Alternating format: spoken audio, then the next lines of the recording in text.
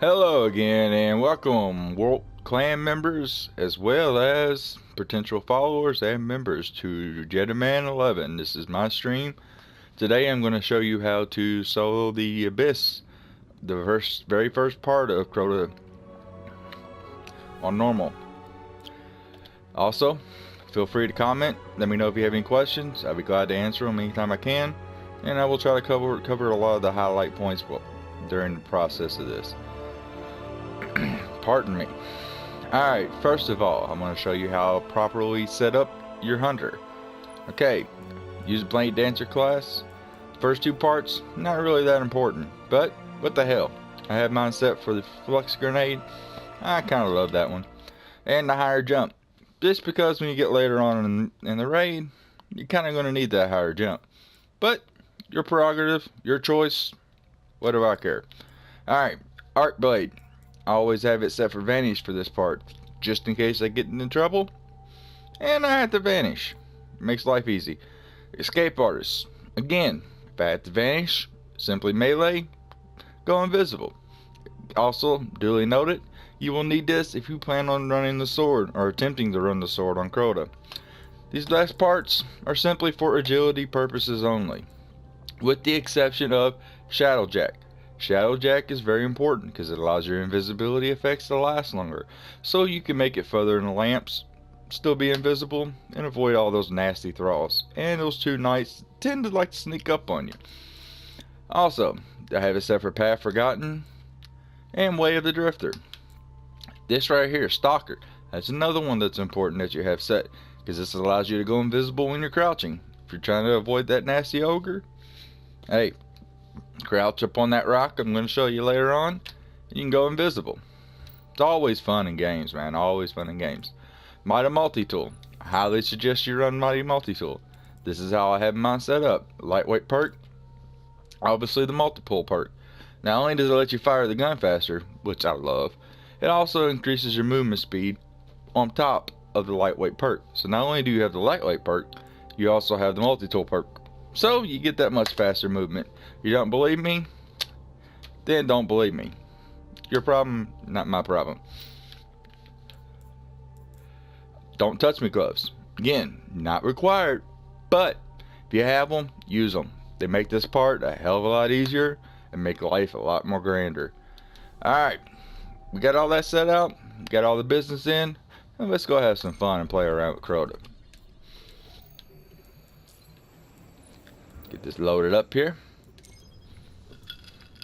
And everything I'm showing you can also be done the same way on hard. Not really a whole lot difference, with the exception of the end, which I'll explain that to you. There's multiple ways of approaching that. We'll get to that in due time. Let's not get ahead of ourselves now.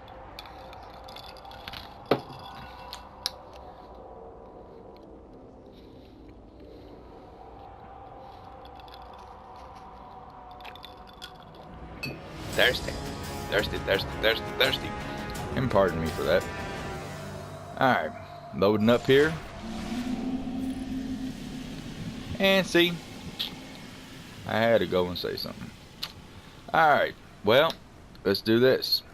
At this part, I'll go back to orbit. Silly me. Trying to get ahead of myself. Although it would be an easy way to get past the Abyss, go straight into the bridge checkpoint. But let's do this. And we'll restart this puppy. Yeah.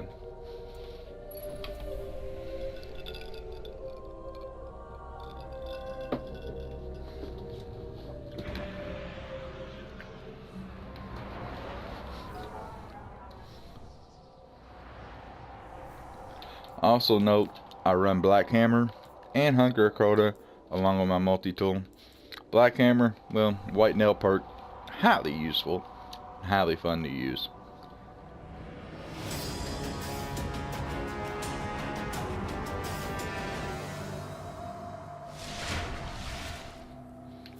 Alright, here we go. Let's go activate this bad boy.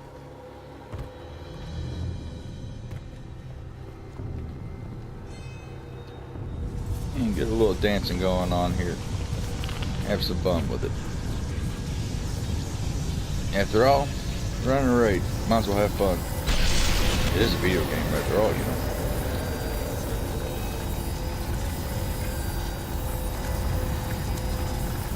Yeah, if you want to, do a little blackjack on Saturday night. Why not?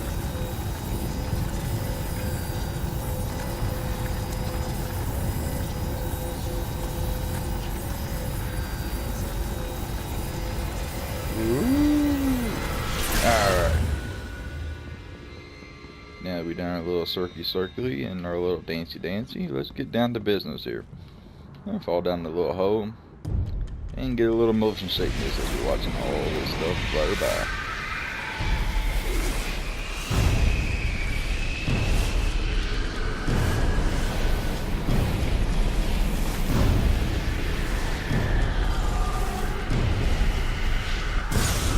Oh! And I saved it.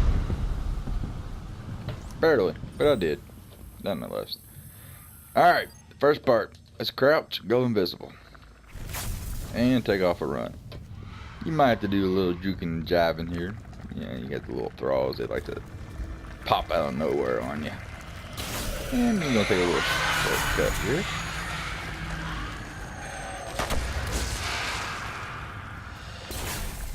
Shortcut not necessary, but nonetheless, fun to do.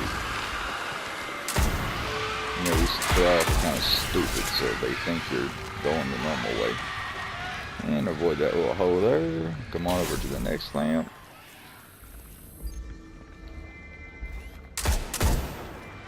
And kill the little thralls, get the weight off, and on to the next. Now you will notice throughout this video, I won't always crouch and go invisible. Simply not really required on normal mode, because you can kind of get away with don't touch me. They don't hit you as hard. But, however, I do recommend this if you do decide to use a crouching invisibility perk. If you use it too often, it will take longer and longer for it to actually activate. But if you do like every other lamp or every 2 lamps, you'll be just fine. It'll activate just quick enough and you'll be okay.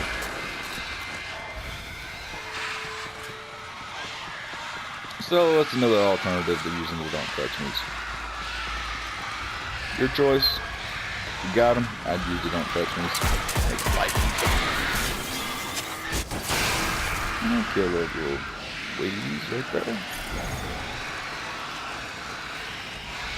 Hey, there's my best friend tonight. And jump over these guys and go on to the next one.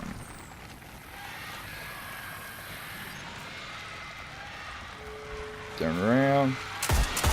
Watch the train of thralls following you. Kill a couple. Move on to the next line.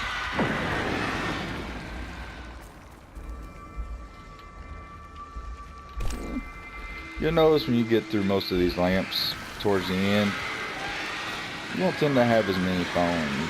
But there will be times that it will. Just like that, they will catch up. But again, no worries. We got another knight over there trying to play hide and go seek on us.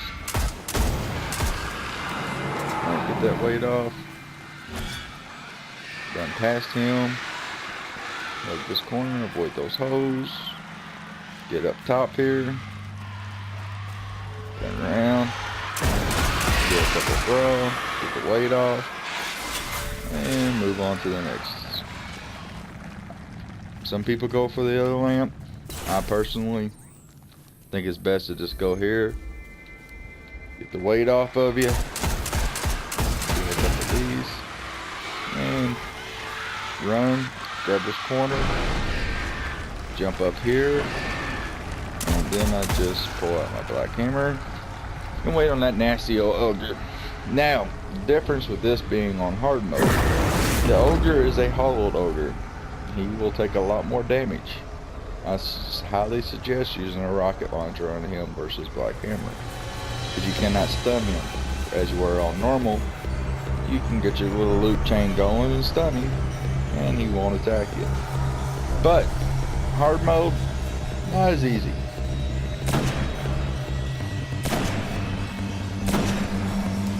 And see, I missed my shot.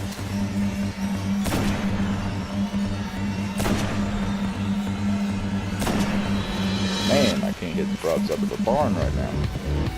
But no worries, he'll die soon enough. But on hard mode, I highly suggest using a rocket launcher on him, as I was saying earlier. There he goes. Preferably Gallowhorn if you got it. It will do a lot more damage to him, and you'll be able to take him down quicker and not have to worry about it as much. But sometimes he's dumb and he'll do that. You just keep bending down, going invisible, stand up, wait a few minutes, drops back down, reset. That will buy you enough time to get across the bridge.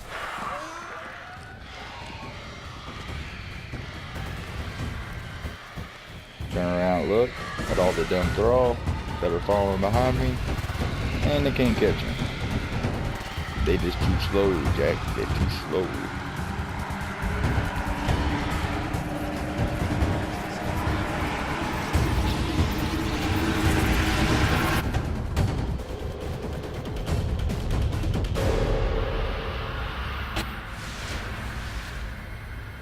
Alright fellas, that right there is how you travel the abyss on a hunter. First time through, no problems, easy peasy, lemon squeezy. Feel free, leave any comments, got any questions, be glad to answer them. Feel free to tune back in. I will have another video up shortly on how to get up to the glitch spot on the bridge section with a hunter. Alright, feel free fellas, have a great one. And enjoy Destiny. The game is fun, and let's hope this new expansion is just as fun.